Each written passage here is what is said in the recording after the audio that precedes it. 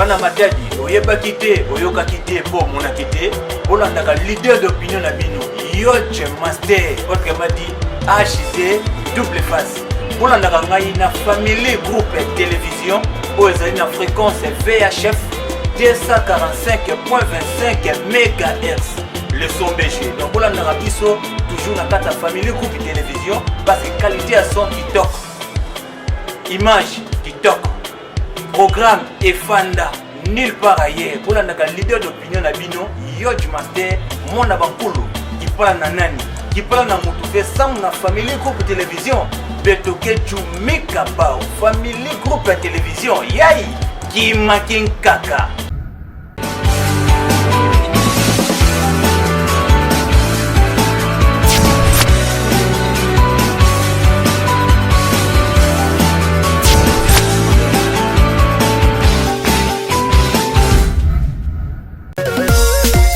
Oh na na na na, check my money. Oh na na na na, my sexy lady. Oh na na, I like your move. Oh na na, ici on s'enjaille. Bonjour fidèles téléspectateurs des magazines HD Double Face, un magazine d'excellence et de proximité qui vous amène la gaieté, la bonne humeur, le divertissement et pourquoi pas les informations socio-culturelles du Congo central. Donc, je sais que vous êtes tellement nombreux en train d'attendre impatiemment ces magazines chéris HD Double Face, oui, même la cabine vraiment ba news, oui, ils ont news sur le Congo central, jusqu'à news sur Bozwami.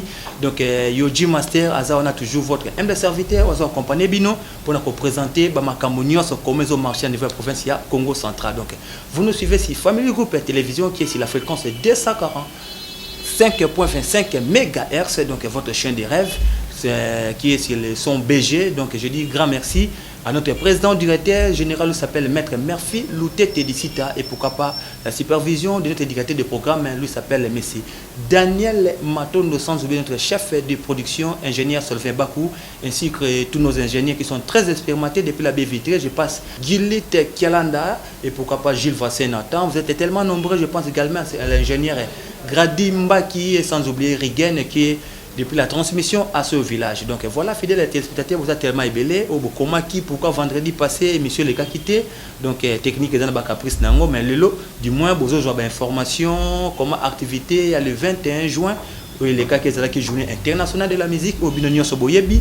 Donc toi annonce qui bon moni makamundenge les cas sport les cas qui appartenait à biso to senga bango vraiment grand merci ko bandana président du Gater il y a chaîne Nabiso aux ali family groupe télévision Maître Murphy Loutete tout mon équipé sport les cas qui na niveau à télé Boulamata dit grand merci na 2G King ne baza pourquoi pas directeur des programmes Osé Mabiala, Tobo Sani Petege, na niveau ya BM TV, ndeko na biso DJ Beto Sengina Mau, Tobo Sanité na Royal FM, le PDG Prince Kedi, pourquoi pas Radio Centrale DJ Pack, bino tout vraiment au Bozala qui de près comme de loin, ba Team Rods, bino tout vraiment ba DJ Wizo on the beat, banama musique, ba street et tout, ba label et tout.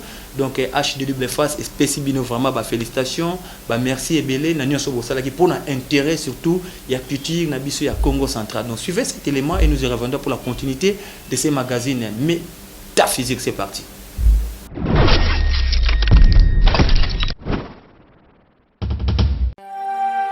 Atina, Konos, Zes, Poséidon, Vishnu, Shiva, Apollon, connexion cosmique.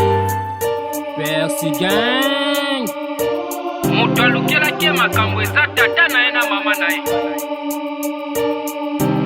Ok, elongezo sekisome motema elelino libanda bakumi some na kati basekayo basusu bazo sekayo me na kati balelayo batoyo bazoboya yo lobi bango bafani no toya mabele bapaya tomibenga bayandwa toya mokili mobembo wana nde tobosa na mapango wolo palata tokomande ko welela likola babie matériel tokomande ko bomana tango zana pauvreté mokile lobeza normal soko komi na bambongo wane komi anormal soko simbikisi soko sala showbiz peba pasi nyoso mona mokili ebosani soki motazonyo kwa mabilongi esepeli soki motazo sepela bilongi ekangami nabulaki mafami menjo kande bayini nabulaki bandeko menjo kande bandoki lelo bozaba amilobi kuna boyinani lelo bozoseka me lobi kuna bobomani oyo boza binemi lobi bokoma baami ozobunda po matame fami ezokitiso quartier ezokitiso ovandi bosololi ntango oleki batongi yo opesi bakumiso soki eza te batoli yo osengi bapeso te soki oyibi batumbi yo ozobela basungo te soki okufi bakundi yo oza na tala basungo te oyo azangi basungi ye oza na mia bapeso te oyo atondi bapesi ye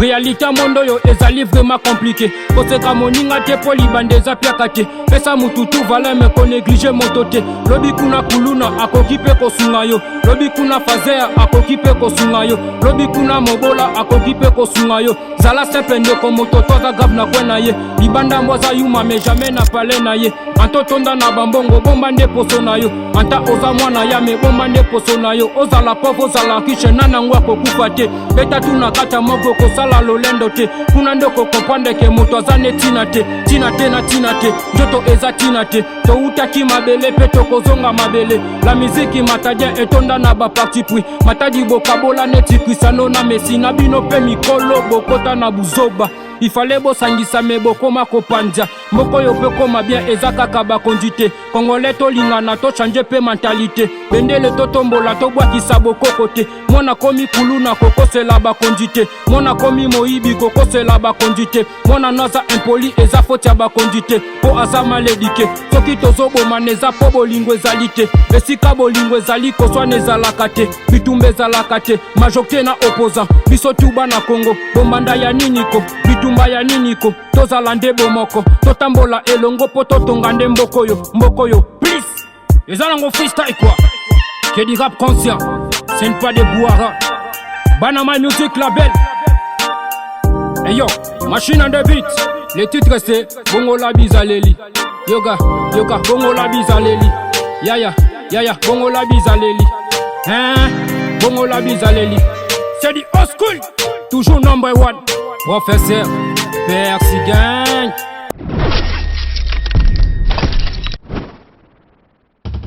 De retour sur ce plateau fidèle à télététateur, on a beaucoup de comment artiste Oyo Percy Gang, mon quoi jeune talent, on a la fierté la musique na biso Congo central, Bongo la Bizaleli. Pourquoi Bongo la Bizaleli?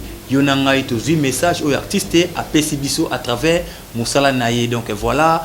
HDW si vous allez magazine à Bino, les autres vraiment beaucoup plus pour la promotion, il y a culture né Congo, donc artistes, artisans, donc Bino tout au besoin d'un secteur à culture et des arts, donc Yoji Master étant défenseur na Bino, tout le monde qui betoke les mauvais, tout côté caté, tout ça on a pour nous promouvoir tant que soit-il, et puis dans l'occasion Oyo PDG na Biso, merci Loutete à PC Biso, na ba Kambi na Biso à chaîne, nous avons DP, mais c'est Daniel Matondo, ingénieur Solvay Bakwazali, chef à production, au Batiebiso, R de pointe pour na Bolandara Biso, comment artiste na Bino vraiment bazo évoluer na quatre province ya Congo central bien que ça facilité. Donc voilà, fidèle à téléspectateur Bino tout boyebi à la INE Zalaïka le 21 juin, journée internationale de la musique, où Yozaki organisé une esplanade ya gouvernorat ya Congo central, donc HDW c'est une grande production place wana pour honorer journée wana parce que mingi les gars inaperçu mais du moins tout to zalaki wana na artiste na Bino malgré ba difficulté ezaki vraiment énorme multiple mais du moins tout ça qui o esengla tout ça là ya wana bokomona comment makambeleka qui peut-être to respecter qui programme il fallait qu'il venir banda 14h mais to déborder qui tina ba 17h30 18h. Donc les besoins sont multiples mais les moyens ils qui vraiment limités et puis à la veille donc tu vas quitter comment ni tout ça la même botal déjà comment ba matériel à monde quitter qui parce que TV aller radio tinto de la rabino botal déjà moi extrait toujours proposé bino bon mon comment matériel pour et où te si que qui parce que matériel wana ya moi ba partenaire na biso il fallait qui et servi bande qu'on a biso ya OBK occasion à 40 ans na yango le ki wana donc ba yo kana quitter donc il fallait qui elongwa ngambu ya pont Maréchal pour na ea tina na site wana ya bula matadi donc ezalaki facilité bo remarquer que na lala kité butu mobimba tozaki kona ko lweba keweseke transport pour na matériel route sike ezalaki pour comme tina niveau ya site ya bula matadi et puis kolonga na étape pour na babanda ko monter podium wana métallique ko démonter et c'est ki ba moyen biso moko kaka toujours qui charge makambo oyo et bandeliti souka donc comprenez ils allaient vraiment faciliter mais suivez cet élément et nous revendons pour la continuité de ces magazines chéris HD double face et ta physique c'est parti.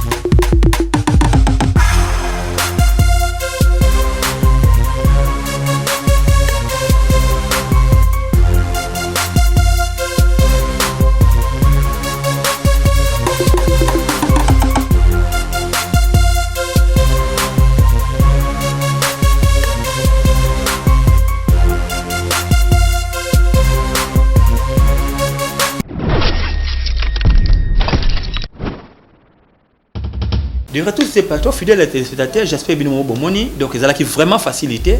Donc, il y a Mbutu, bomoni comment le lendemain, en journée événement, tout ça là qui place où on a tout, installer podium. Mais il y a des partenaires où il fallait y a des chaises, des tables, moi secret, moi bien arrêté comme combat et zala qui tellement makasi. Il y a on a profité ko bête moi les solo pour na bana mboka ba yeba o les cas qui pourquoi makameli ka qui ndenge les cas qui fidèles téléspectateurs biso zali HD face zali asbel socio-culturel aux obunda pour la promotion d'abord il y a langue qui Congo pour la promotion et ba valeur culturelle ne Congo pour la promotion il y a ba jeunes au besoin de na certé il y a culture et des arts. En réalité événement oyo na ba date net oyo et ba le 21 juin et ça makambo o bisoté il fallait qu'il tout ça l'événement oyo. En réalité, il fallait qu'il technicien na biso autobi kazali division provinciale en charge de la culture et des arts. Il y a une fois une proposition où il y a c'est la ministre chef na biso du tutelle il y a culture et des arts son excellence Matomi Nansou la Zola. Pourquoi pas na directeur de cabinet na Bob Kusakumunu. Donc ezalaki vraiment facilité. Mais eloko moko photo retenir moi ba quoi que moko yaki événement ko betama événement ko betama te entre autres boyebi banani o banda ko faire véhiculer ba makamba ngona biti pour ngai na yoka ko officiellement la télévision te mais tondo ko na ba source moko ya batu ke batu moko ba bimi balobi boye ke imiko lobi ke ndule ko beta te HD face azana no anondre te to aza adhérer na kata scripting na bango te kutu division kutu azo wanga na bino kutu boye to ka ki ebele yango mona ki pe batu musu bazana ba doute réellement événement ko zala to e ko zala te mais du moins événement Sira Kibino et Kozalapé et les cas qui abonnent difformes. Alors, ni les gars n'a qu'à chouana. Fidèles téléspectateurs, tout ça qui bité n'a pas de difficulté, entre autres, Falaki, HD face étant un structure Oyo, et ça organisé événement, Oyo, gouverneur de province, Dr. Kiba Ndongidi, à Pessa qui esplanade et à gouvernorat pour na bise tout ça la production parce que tout sengaki, tout alpes structure, moi, vous allez légaliste parce que gouverneur pas ça batanga qui va comprendre que non, ils allaient un structure moko pour l'encadrement jeunesse, ils allaient na statut nango puis règlement intérieur notarié na ba service attitré, ils allaient na autorisation de fonctionnement na yango dans niveau ya mairie, donc ils ont ba document nango zo la vraiment bazal libre topé ko pesa bango opportunité o ba organiser parce que biso to za makambo o to sala ka l'état ayebi yango to des structures d'appui aux accompagner l'état à travers certaines culture et art. Donc voilà.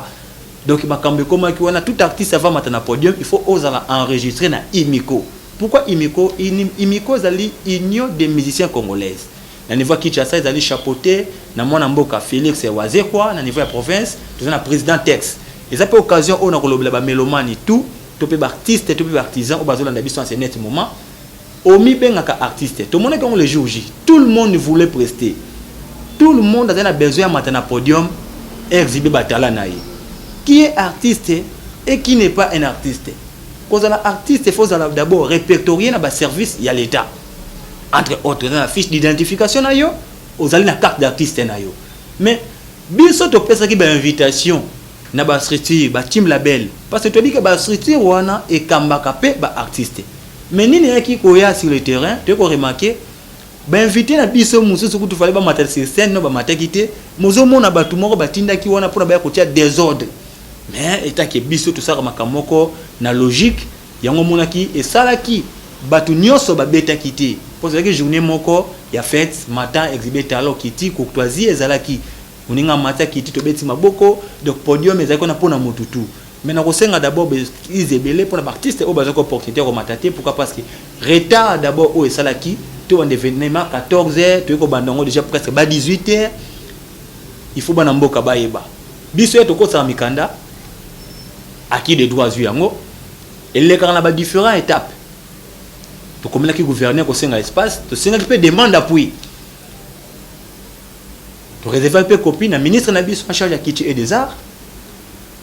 Après examen à dossier gouverneur a payé biso espace to senga qui peut moi fond to un appui par rapport à organisation entre autres location il y a instrument location il y a podium location il y a ba chaise rafraîchissement d'artiste moins transport pour les journées il y a fête mais tu as remarqué ba mettre biso en espoir avant 2 jours il y a événement le 19 assistant il y a directeur de cabinet gouverneur a bengisa ki biso ba organisateur na bande ko na biso il y a Imiko tomeka ko harmoniser parce que imiko souhaitait que à cet événement biso pe to senga ki to ça l'événement.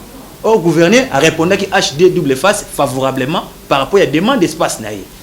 Donc il était question maintenant biso na bango baya ko kota na organisation na biso soit bango baya ko kota na organisation na biso soit bango ba organiser événement na bango batika pe biso to ça l'événement na biso na lié aux ali sites touristiques pour la matadi auto sengaki to meka ko harmoniser tout ça là qui moi état des besoins à la veille pour la journée du mois et les cas inapercité mais malheur pour nous ba tchaki biso na espoir si à la veille événement 15h 16h suite mon côté mbongo ebimakité fona za la clair parce que bato belé ndenga nini toyoka ki kutu boyoka ki le côté parce que Yoji Master a joué différent pour na événement oyo na suis différent mbongo ebimakité biso na bata imiko tozaki sur le lieu ba yebi que événement il est quitté. C'est la raison pour laquelle on a essayé à Luka voisin moyen pour nous trouver solution bomoni ba chaise ya ko ya na moreta bomoni instrument ya ki ba artiste ba mata ki tour à tour en tout cas événement il est qui bien parce que TV Zali Radio T. Suivez cet élément en compilation en compilation comment makambo le kaki bota la pe moi groupe o ya ba jeune talent na biso Arche de Noé bangonde ba bandaki ba fungolaki et puis monsieur Bourzoango na système moko na vidéo montée bon a quand même comment Angoema ezalaki et puis tu rejoins pour la continuité à magazine HD mais ta physique c'est parti.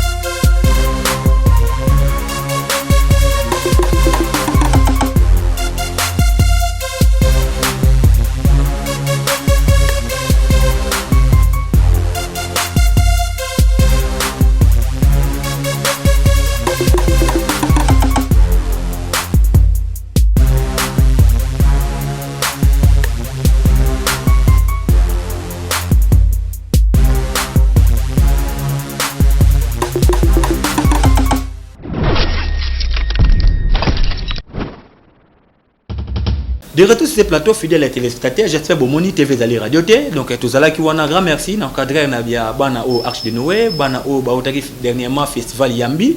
na niveau de la Gombe bana o bazo représenter province ya Congo central, pourquoi pas baza la paix soutenir makamboze belé auto meka vraiment ko décortiquer moi avec le temps pour na lelo bozwa ka ba image o ezali vraiment à la ligne pour ebelé bobengaki bozo comme la biso na ba contact na biso na ba réseaux sociaux ni bomoni on au bas de vos postes téléviseurs HDW face label vous allez compte na biso ya structure comme la biso ba suggestion ba conseil ba remarque nyonso vraiment et aider biso pour na makambo vraiment ekende malamu koleka donc voilà bana HDW bazalaki wana bale musini ezalaki wana Konde Art ezalaki wana tomoni ba frère la joie ba Anek le Copernic tomonaki bandeko na biso ya Extreme Vision président Jessi tomonaki label HDP zaki représenté ba artiste bazaki temé belé ba 8 millions de voix DJ Poutou Meya PNF Negro Gauthier de Wing ba artiste bazaki ebelé donc ABM Antibal Joss Mek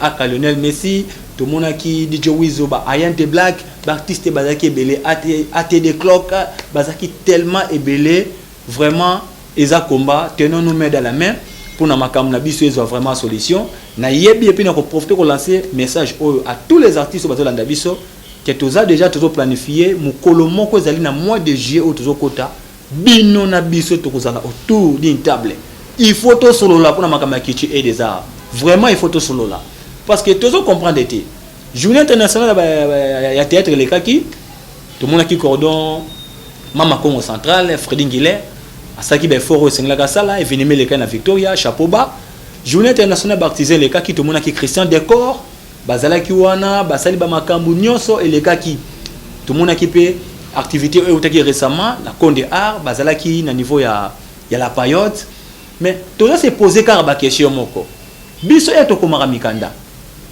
parce que na carte budget provincial la carte ligne budgétaire tu yebi qu'il y a des fonds alloués pour la promotion culturelle mais toujours comme tuna ba fonds wana ozali alloué pour na promotion culturelle biso nde ba opérateur culturel pendant que tu ça ba activité pendant que tu nga appui mais en retour bo pesa biso ba mbongo te maintenant on se pose des questions mbongo wana o eza na carte budget pour na ba activité culturelle et kendaka wapi question yango na liboso ototuna question wana photo yeba mbongo wana pour activité le 21 juin mais est-ce que na sima ezana batu moko ba justifier récite na biso o ya ba maigre moyen na biso par rapport que mbongo moko bimaki na budget to na finance ya kitire na compte ya acheter de fois du moment que biso to le côté yango tozo linga to yeba to kuta na opérateur culturel wana entre autres Konde Art Falon to kuta na bandeko balé museni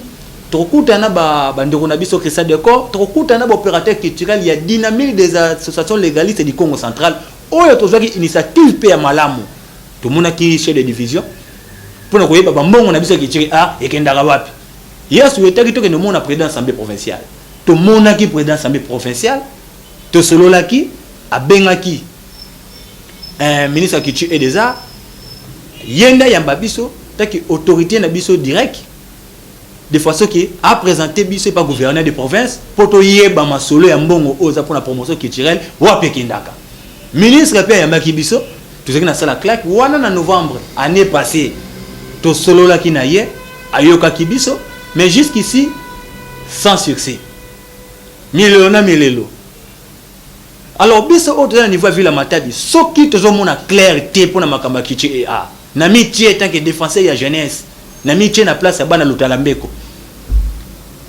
na mitié na place ya bana o bazali na sanzala na mitié na place ya bana o bazana kimvula ba artiste na ba osala fierté pour na certain kichi na mitié na bana ya kipesi bana mbanzangungu bana bazana ba kwa o bazana difficulté ya komona ba autorité na biso politico administratif pour biso ta matete on a moins chance ya komona président assemblée ya komona gouverneur maire de la ville chef de division mais soki ba souci na biso toza solution te bongo ba o bazana ba kimvula ba kosuka wapi donc to fingité mais toujours dénoncer mabe pour na changement ekota parce que métier to sala koto ezali musala moko professeur moko ya malamu entre autres to moni ba fali ba faire gola lelo musique urbaine comme si ba millionnaire musique au biso to betaka Mais pourquoi Congo central faut ils ont encore Sima? Congo central est la seule province qui à quelques kilomètres de la capitale. Mais makamunyo so biso za kana suka. Pour na nini? Histoire politique ya Congo ebandi na Congo central. Histoire ya révolution ebandi na Congo central. Toyebi ba mama ba Kipamvita, ba Simon Kimbangu, awa ezali province historique. Mais pour la nini makamezo funga mate? Il y a des fonds alloués pour la promotion culturelle. Budget, il y a année passée. Et ça qui pour la construction en salle mythique. Gouvernement provincial, il fallait que ce soit un instrument complet. Gouvernement provincial, il fallait qu'il y ait un podium métallique. Biloko wana et salema quitté. Il y a un autre chef de division pour nous connaître bon culture art et kendara wapi. Tu connais comme président de l'Assemblée provinciale. Tout le monde qui peut ministre qui dit et des arbres, moni babili, toujours illustré place ou on a pour TV aller radio T. Maintenant entre nous, qu'on se le dise, année oyo, bah qu'on reconduit,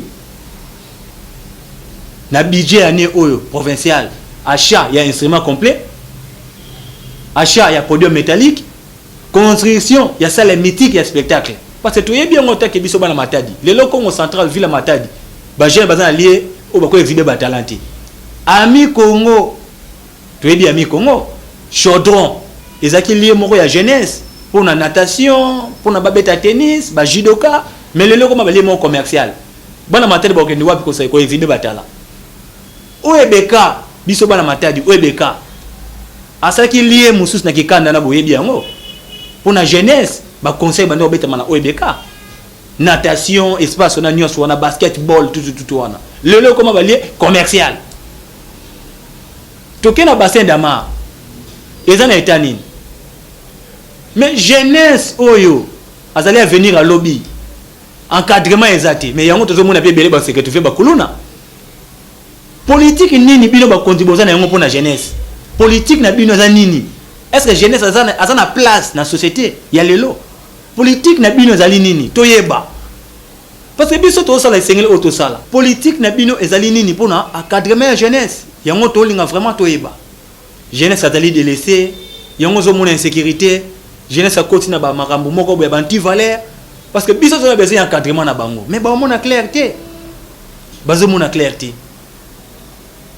Tout cela non moko ba chanson oyo, ya frère na biso Joseph Ebinda et puis tozonga le temps pour moi de souffler un peu, tozonga pour na continuer à magazine HTW Facile. Mais ta physique c'est parti.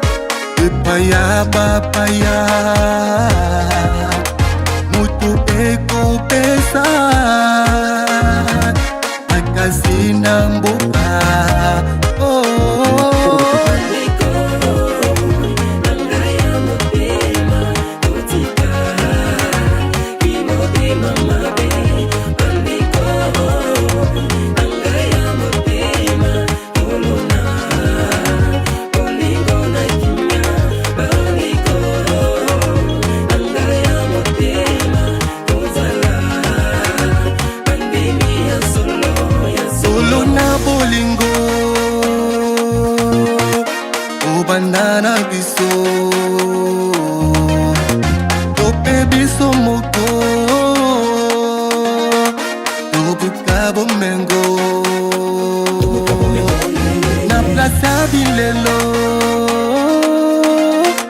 na mokilo yo matiti ya mabe ekomi ebele nakata mitema na biso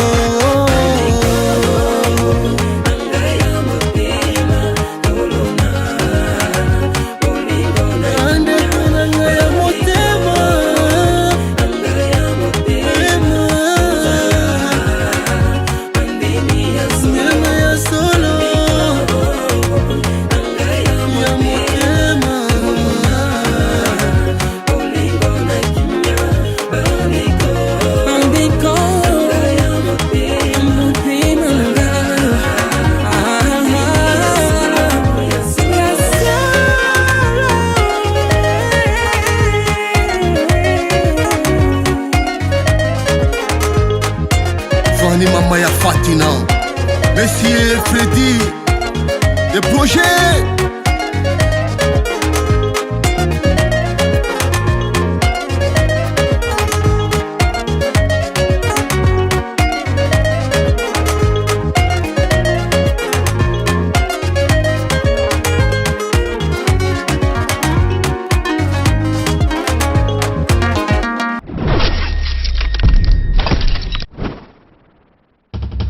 De retour sur ces plateaux, fidèles à téléspectateurs, ceux qui sont là-bas, Pabi m'a bien photo dénoncé, tu as besoin de changement.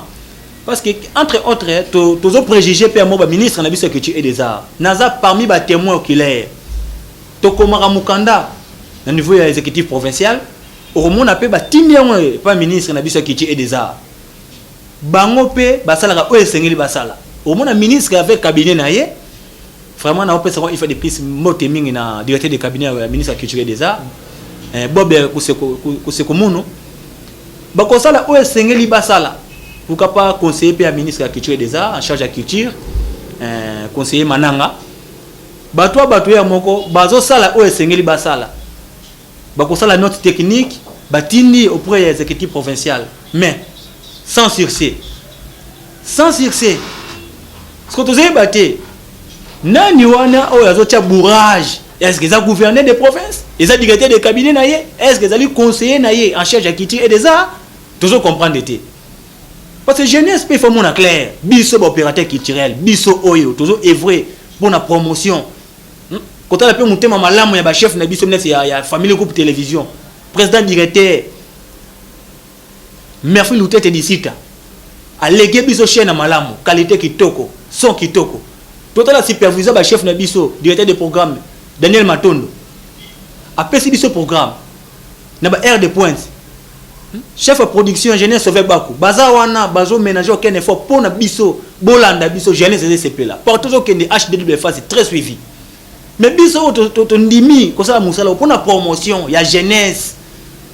Pour la promotion jeunesse, mais jeunesse c'est mon clarté.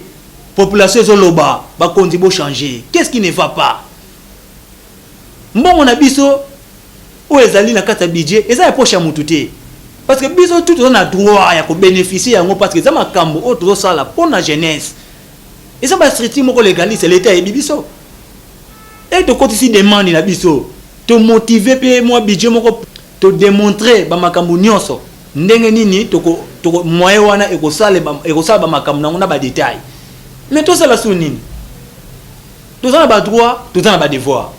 Tant qu'artiste et musicien, il faut identifier dans le bureau attitré à la culture et des arts. Il faut la carte d'artiste. Mais en contrepartie, yo l'état ni ne sengelo sala pour nabiso. On se pose des questions, tout à chef de division les lois culture et des arts, depuis à Komawana, à ta réunion mon côté, na ba artiste. A bien ça même pas opérateur culturel. Mais tout le monde a bango bazana ba véhiculer, ba tambola na bango na ba condition mo ya bien, ayebi même pas ba artiste. Chef de division. Ozawana pour nabiso. Ozawana, ce qu'ozawana pour nabiso jeunesse. O ezo evre na secteur culture et des arts. Mais politique nini o yo sala rapona batu o ozo kamba. Bomba mabe après tout. Même ma kamba événement au Journée internationale de la musique. Ezali bino yo ne chef de division culture et des arts. Il faut y avoir un projet au premier ministre pour y avoir comment on landela yango. Mais depuis ozawana ozo sala nini pour la jeunesse. O sala nini? toko caresser ba condité hein vérité ba caresser yango te vérité faut la vérité biso to ngito yeba mbongo ya kiti et art ekendaka wapi bo mikande yango les okota bozo répondre biso mais mbongo di makati HD double face à ta victime Conde art plusieurs fois année passée vous fallait que représenter Congo ta ambassadrice na Cameroun festival azaki na invitation mbongo bimate toujours batté toujours kendo wapi mais même en Congo central à travers streeting na bango journée internationale ba comédien toyoka ki $1500 ebimaki toyoka ki mais pour na babiso auto komituna alors mikande kotaki awa mbongo tozuité na sima na biso c'est mbongo wana ebimaka pour na batu moko boye bazwa yango to ndenge nini yango tozolinga toyeba motune ezali sasité bosunga biso bakonzi bosunga biso ba droit ba devoir toujours ça l'effort et qu'on respecte yango mais en contrepartie jeunesse c'est tout monde clarté toujours monde clarté ti lelo to moni place mon côté au balaki biso déjà que non a wande botonga salle mythique spectacle ti lelo to moni yango ti lelo to moni non te instrument moko boya l'état to moni yango ti lelo pe non to moni te podium métallique au l'état sombi mais biloko misato na zoba ezana budget ya année oyo ezana kata budget ndeto lo baté makamba boye to lo baté biso to la victime est-ce que faut ça ba jalé lo biso nyos il faut vraiment que to za ba jalé lo biso nyos pour na ozwa mo lo meya na droit même ya musana bino il faut ka bo betara ba fini ko pona komisa mutu moko boye non politique nini bozana yango pour la jeunesse to lingi to yeba politique nini bosunga biso s'il vous plaît bakonzi bosunga biso s'il vous plaît TV ali radio te ya parce que toujours loba ebele bazo mona pété makam toujours loba est-ce que exemple là yango toujours loba bon to la nous comment dynamique des artistes légalistes du Congo central et mon chef de division et mettez abina bureau naie na makamba lobaki wana année passée ti lelo total aso makamba lobaki biso déjà to salema suivez et nous y revenons pour la continuité de ces magazines HD double face. C'est parti.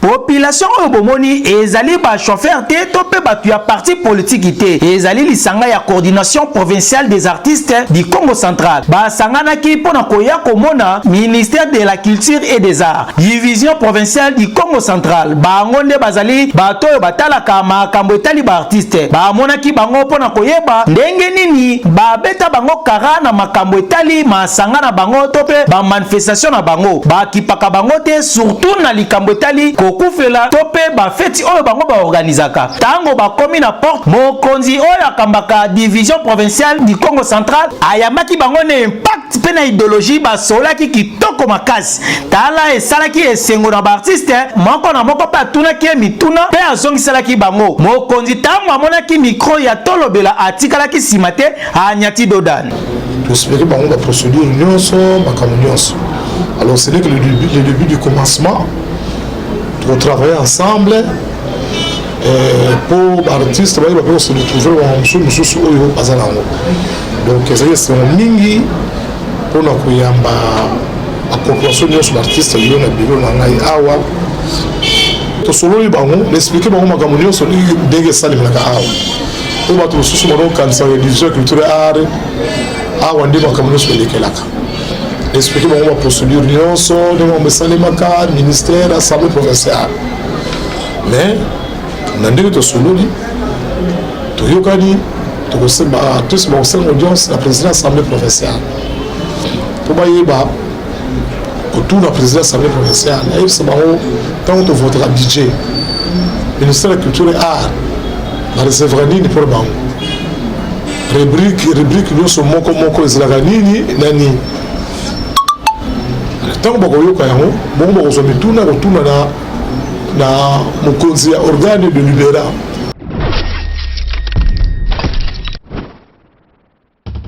de retour sur ce plateau fidèle à téléspectateurs j'espère bomoni bolandi comment mokonzi alobaki biso oyo tozolakisa bino parce que télévision za radio te wana bolandi chef de division ndenge ya lobaki tout ça l'effort comme on a président assemblée provinciale to mena ki pe ba démarche to mona qui est to landani ni président assemblée provinciale ya lobela kibiso en présence il y a directeur de cabinet il y a ministre provincial de la culture et des arts maître Bob Osakomunu en présence voire même il y a chef de division et Metabi na collectif na biso to zaiko na suivez et nous revenons pour la continuité de ces magazines HDW Face mais c'est parti.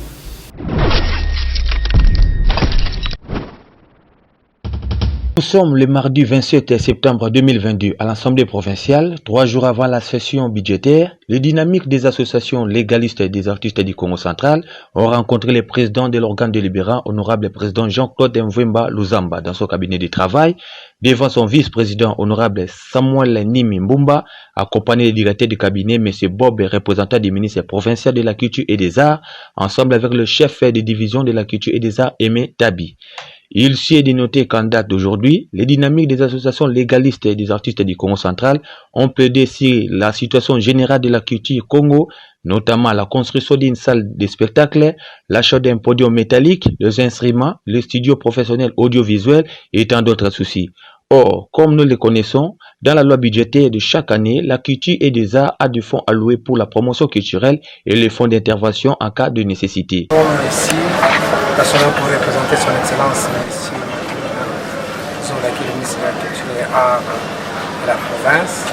Les artistes voulaient savoir plus sur l'engagement de la province et surtout leurs accompagnements dans leurs activités, notamment savoir s'il y avait quand même, selon les lignes budgétaires, il y avait des sommes qui étaient allouées à leurs activités. Ils voulaient savoir comment la province peut les encadrer et les appuyer, les accompagner, surtout les encourager, pas seulement de l'argent, mais aussi moralement et puis politiquement si ça peut se faire.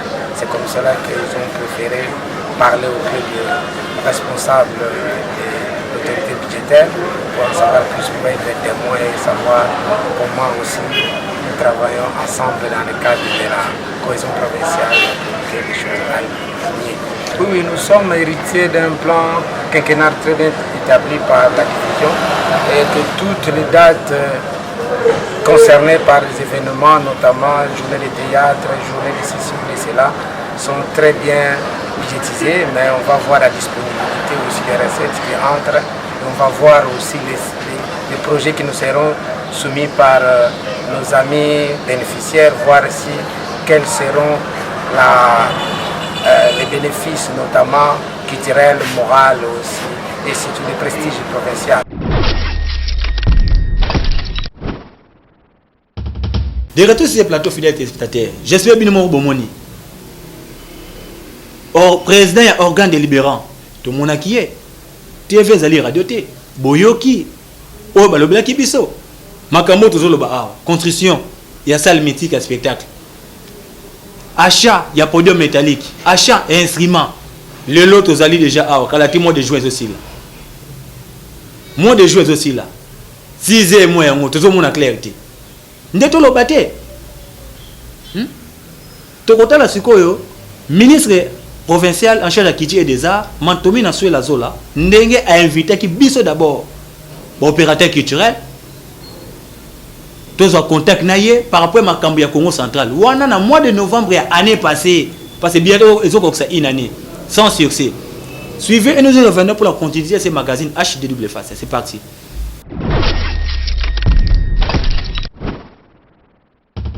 Matadi 18 novembre 2022 à 11h, le ministère de la Culture, Arts et Patrimoine a invité les responsables des structures culturelles de la province du Congo central au centre de la lecture et d'animation culturelle CLAC en ville basse. Dans le cadre de la redynamisation des valeurs culturelles et du certains de la culture et des arts de la province du Congo central, une séance d'échange d'idées a été programmée technique. Au cours de cet échange, l'opérateur culturel Yengola Onakisanga Junior dit Yodge Master, le président de l'ASBEL socio-culturel HDW Face, a plaidé pour la franche collaboration entre les deux parties, la bonne canalisation des fonds alloués pour la promotion culturelle et l'accompagnement du ministère, les identifications des artistes, a-t-il insisté pour la numérisation et l'instauration du système de diffusion gratuite des œuvres d'art qui va impacter positivement sur la visibilité des artistes sur la toile, principalement le musicien, le comédien, le plasticien et la quatre tant peu soit-il. La visibilité de la culture Congo et la promotion de la langue Congo à échelle nationale et internationale. Le collectif se dit marqué par l'intention du ministère de la Culture, Art et Patrimoine, son excellence Matomi Nansuela, pour s'entretenir avec les artistes et d'autres opérateurs de ce secteur, en vue de l'adoption d'une feuille de route comprenant des propositions concrètes qui permet aux artistes de vivre de leurs œuvres et de s'épanouir. Le collectif appelle ce père à plus de solidarité pour un aboutissement heureux de leurs revendications auprès du gouvernement provincial avant de solliciter l'implication personnelle du ministre du tutelle, a-t-il dit.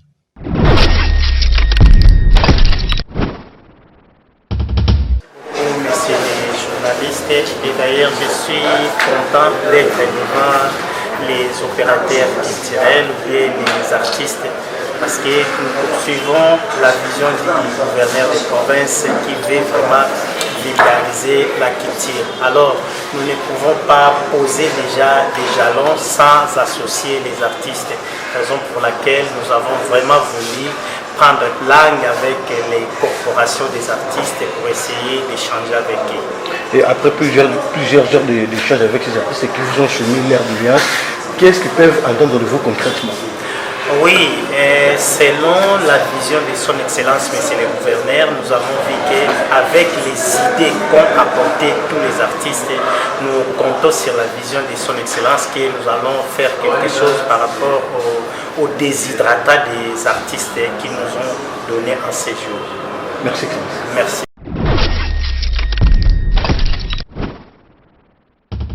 De retour sur ce plateau fidèle à téléspectateurs, j'espère TV Zali Radio T, Binomoro Bomoni, Binomoro Bolandi, Binomoro Boyoki.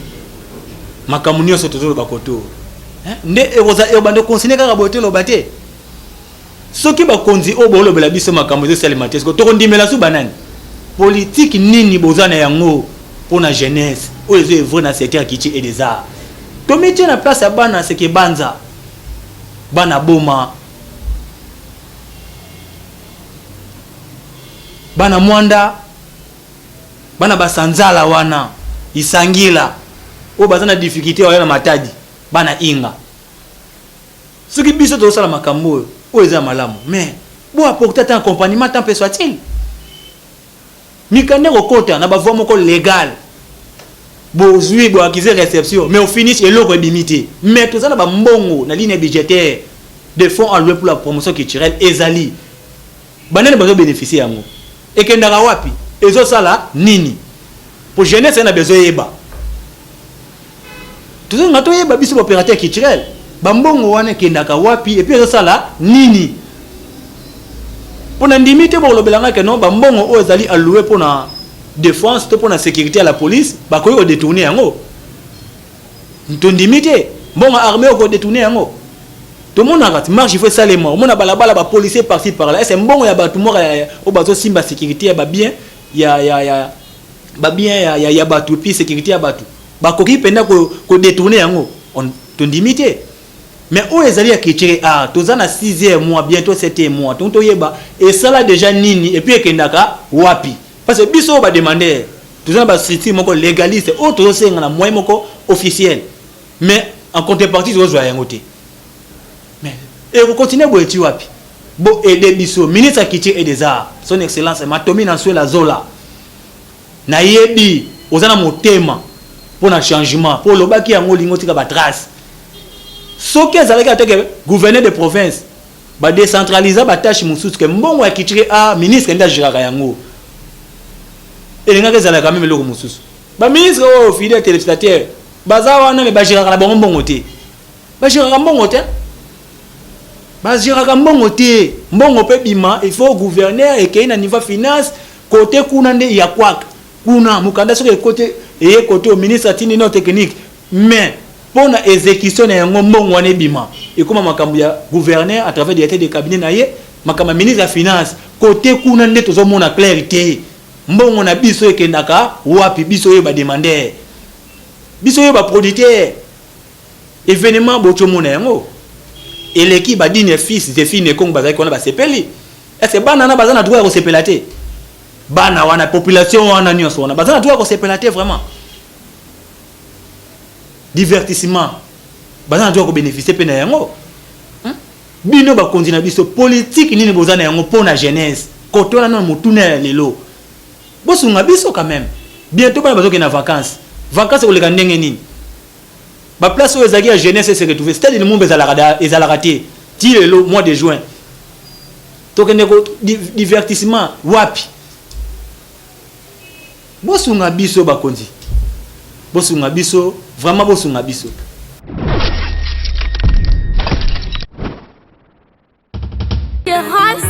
The best. Kokola nanga na kola kaka pasi na pasi. Kotanga kelasi na silisa yango kutu na pasi. 5 ans de chômage na fananda komo sala ezate. Baninga na kache bakomisanga sujet de mon chéri. Tarisa bande kaloba nanga bima kende koluka la vie. Makanisi soyelanga na kende ko simba takisi. Mwana mobali ya lelaka mingi teo.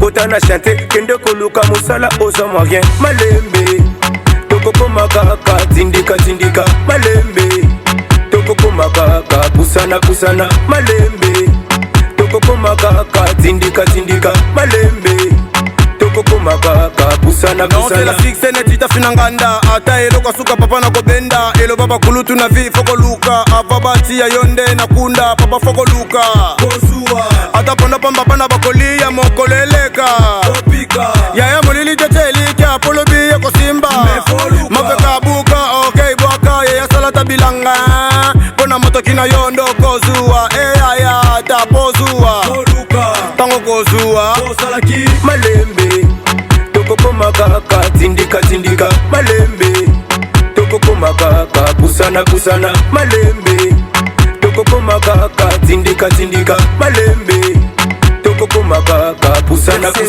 na fia lelo malembe yaya toko koma bojua bien ya kamolo molo kisuka fimo comme semba butwa tele kimolai tango kotana kaka kitadike mpya kesa libandi yaya sosa noa ngeke baka. La vie c'est un combat. Moi ça si tu tombes relève-toi. Et si t'as pas de boulot accroche-toi. Cherche ton Dieu tu verras. Yeah. Bunga me bula. Et ma soto la muka. Malembe toko makaka tindika malembe toko makaka pusana malembe toko makaka tindika malembe toko makaka pusana. Ngayoyo na samba likolo ya mbongo malembe toko makaka tindika malembe toko makaka pusana malembe toko makaka tindika malembe toko makaka pusana.